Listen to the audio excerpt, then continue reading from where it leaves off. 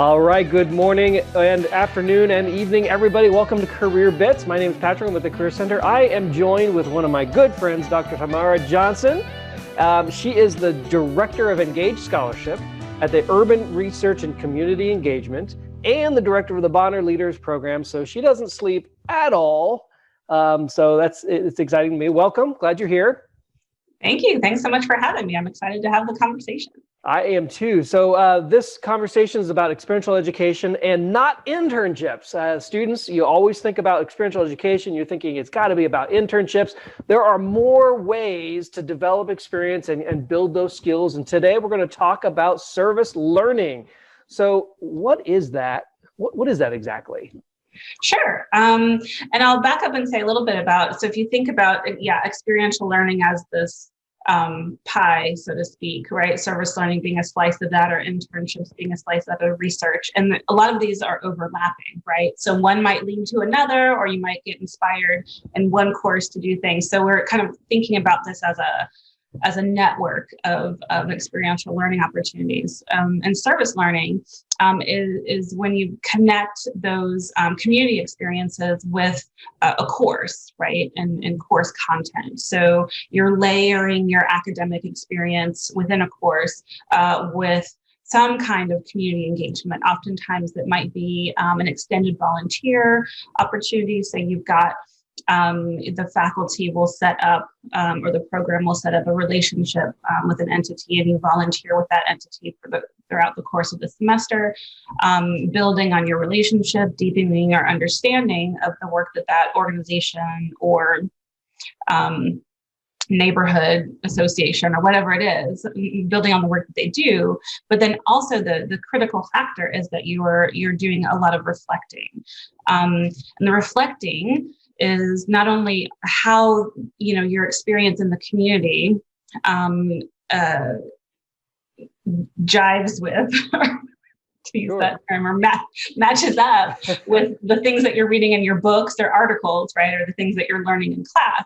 Because oftentimes, right, how do those things connect, or how are they kind of disconnected, right? And so kind of reflecting on what you're seeing in the community and what you're reading and learning about in class, but then also you're reflecting on who you are and what you bring to those experiences. So identity is a key component of service learning, and really looking at you and your background. And, for example, for me, what is it in my background and my experiences and the way I see myself and the way I think the world sees me? And how does that, in many facets, right? Maybe it's race, maybe it's gender, maybe it's professional, backgrounds.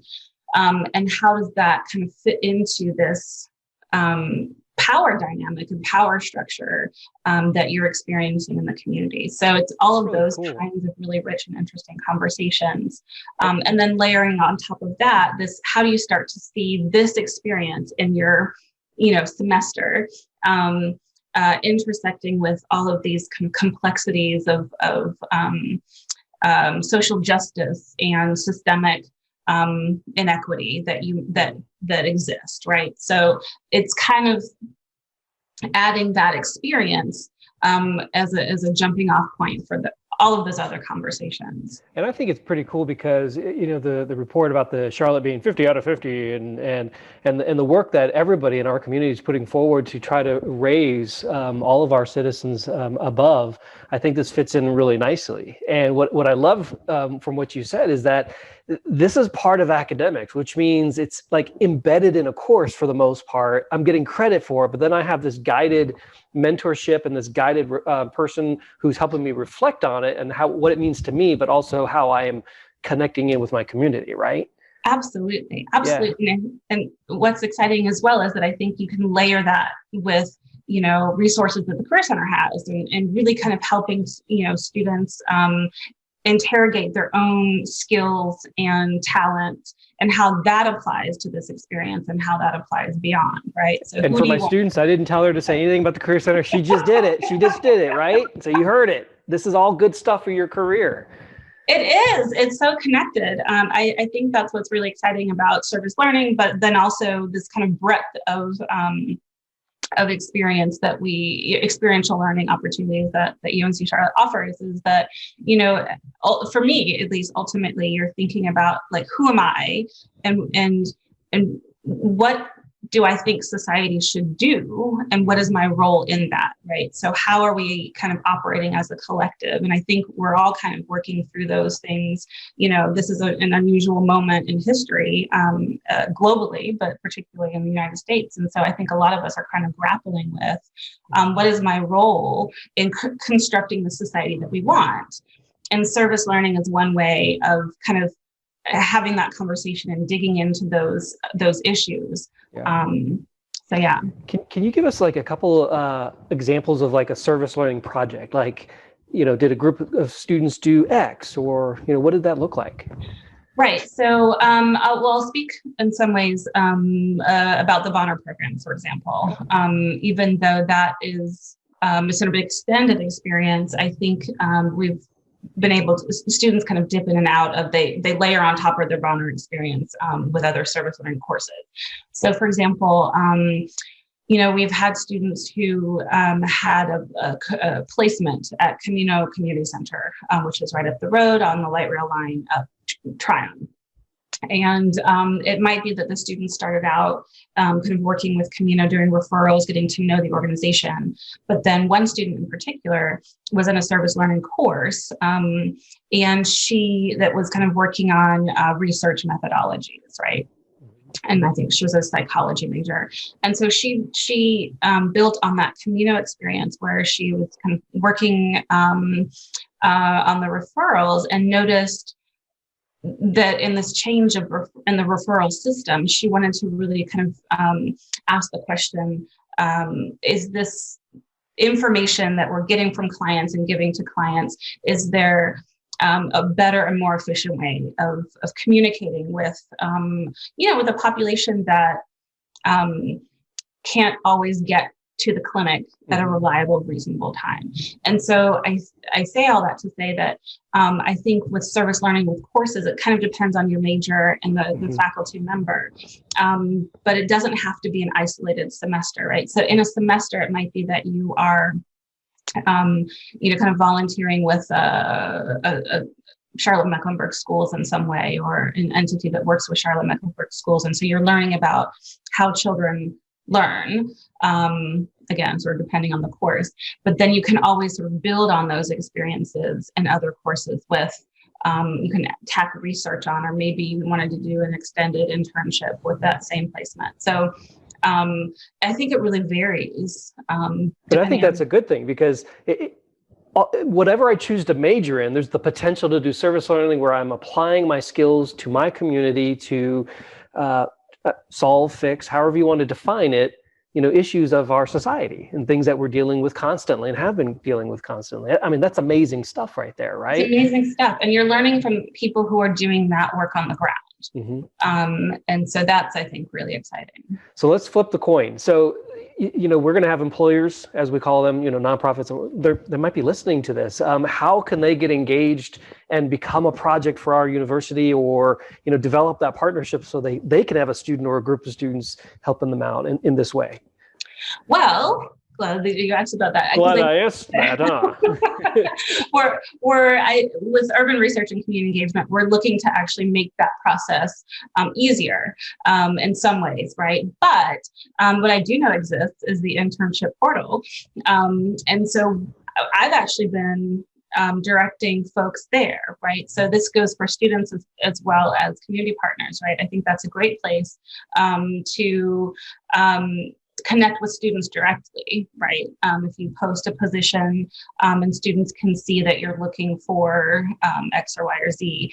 But also, I think that faculty, it's for service learning, really you're connecting with the faculty member first, right? And so that's the system that I think institutionally we're in the process of building. Yeah, because how a student would get involved is usually through their academic program. It's not like a freestanding, like what a career center might have was internships over here. It's got to be embedded in the course. It's embedded in the course. And so that relationship is we're trying to kind of create a way for, if you as a community partner or community organization, if you don't already know a faculty member, you can certainly contact me. Oh, good. I'm happy to provide that information. But we're looking to create this larger sort of portal system, for lack of a better word, an inventory system where those connections are more easily made. We know that that's something that, as we grow as an institution, we've grown so rapidly. Oftentimes, the community, sees UNC Charlotte, and it might be hard to know exactly which office you're connecting with or contacting.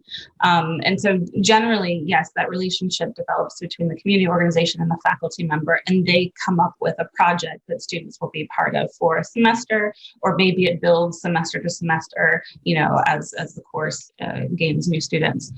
So yeah, I don't know if that answered your question. No, I think it does. And me being the rebel I am, I'm going to ask you this, and you can dance around the answer or answer it however you want. So for students who are like, I want to do this, would you recommend they go to their department and say, hey, I'm going to advocate because I want to see some service learning into my department? And have you met Dr. Johnson? She could help you set that kind of stuff up. I mean, would you recommend that? Oh, sure. And I'll say that we do, as a university, have a service learning designation. So if you're interested in service learning courses, much like a writing intensive course, there is a little SL that a course. And they can ask their academic advisor for those if they can't necessarily find it themselves. Yes. Cool. But if you have oftentimes in the course description, there's a lot of language that might lead students to think this sounds like it actually is a service learning or community-based learning course, but it's not designated service learning.